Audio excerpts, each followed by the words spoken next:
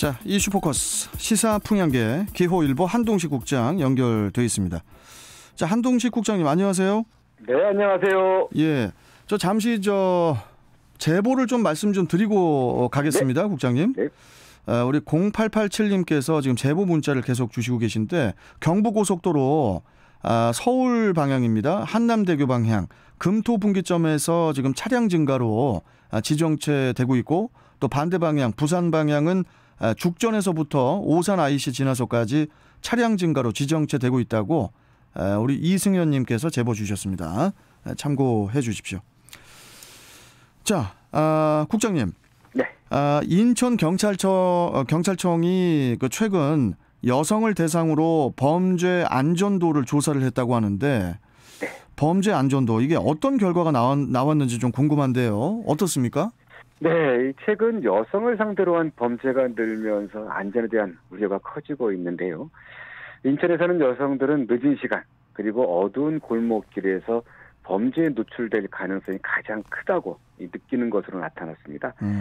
이는 인천경찰청이 지난 6월부터 8월까지 인천에 사는 만 14세 이상 여성 1276명을 대상으로 조사한 것인데요. 여성 대상 범죄 안전도에 대한 이 설문 결과에 따른 것입니다. 예.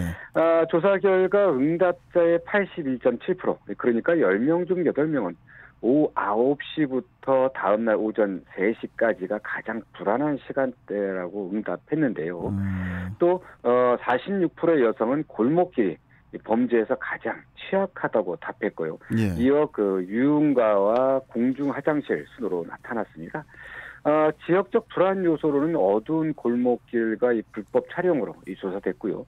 또 여기에 주치자 소란과 폐쇄로 미설치 지역 등도 포함됐습니다.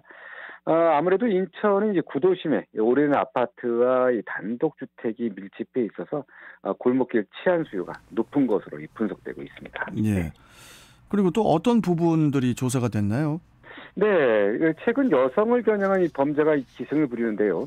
여성들은 성추행과 성폭행보다 지하철이나 이 화장실 등에서 발생하는 불법 촬영에 대한 불안이 더 크다고 합니다. 실제 불안감 정도를 묻는 조사에서는요, 성추행, 성폭력은 이 5점 중에 2.9점이었는데요. 네. 불법 촬영은 3.3점으로 상대적으로 더 높았습니다.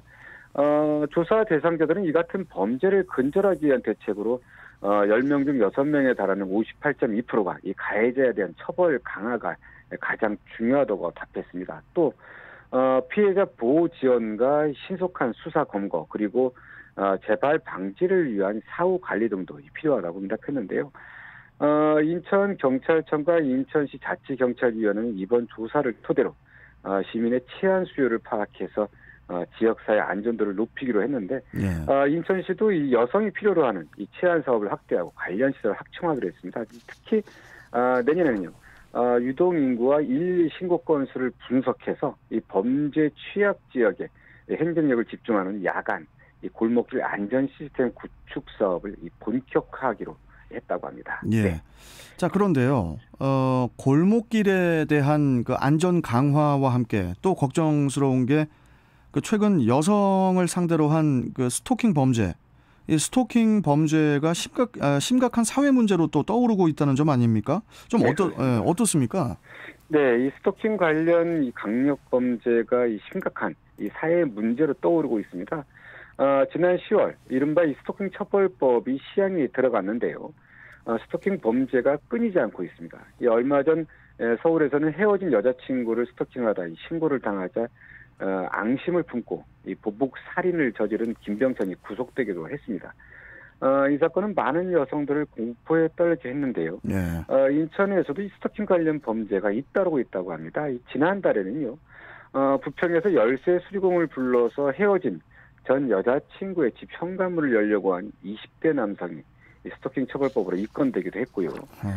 또 지난 12일 인천 서구에서는 헤어진 여자친구에게 다시 만나달라며 수차례 연락하고 집까지 찾아간 10대가 같은 혐의로 이 경찰에 붙잡히기도 했다고 합니다. 네. 자, 그렇다면요, 국장님, 인천에서는 어느 정도나 이 스토킹이 발생을 하고 있고 또 어떻게 우리가 대처를 해야 하는지 설명 좀 해주세요. 네, 인천경찰청에 따르면요, 이 지난해 스토킹 관련 신고 건수는 290여 건이었는데요. 올해는 지난달까지 집계된 이 스토킹 관련 신고 건수가 무려 1,300여 건에 급증하고 달하고 있습니다. 일단 5배가 훌쩍 넘은 그런 그 신고 건수인데요. 예. 특히 이제 지난 10월 21일 이 스토킹 처벌법이 시행됐는데 그 이후에만 이 300여 건에 달하는 이 스토킹 신고가 접수됐다고 합니다. 인천만의 문제는 아닌데요. 이렇게 스토킹 처벌법 시행 이후에도 이 관련 범죄가 전국적으로 늘어나자 국회에서는 이 100m 이내 접근 금지 명령을 어긴 스토킹 가해자에게 징역형을 내릴 수 있는 법안이 발의되기도 했습니다. 예. 물론 이 신고를 받은 이 출동한 경찰이 신속한 판단과 조치하는 것도 필요한데요.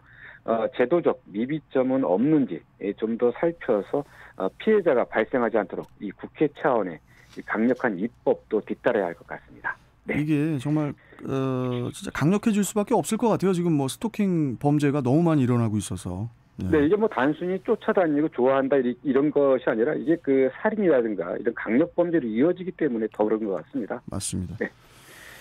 자, 다음 소식 가보겠습니다. 올해도 이제 며칠 남지 않았죠. 코로나19 영향으로 인해서 해넘이라든지 또 해맞이 행사를 볼 수가 없을 것 같은데요. 이 소식을 좀 마지막으로 전해주시죠. 네, 안타깝지만 올해도 코로나19 영향으로 인천에서 해넘이 해맞이 행사를 볼 수 없게 됐습니다.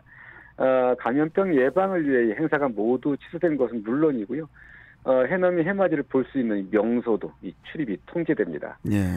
인천의 대표적 해넘이 행사인 서구의 이 정서진 해넘이 행사가 취소됐는데요.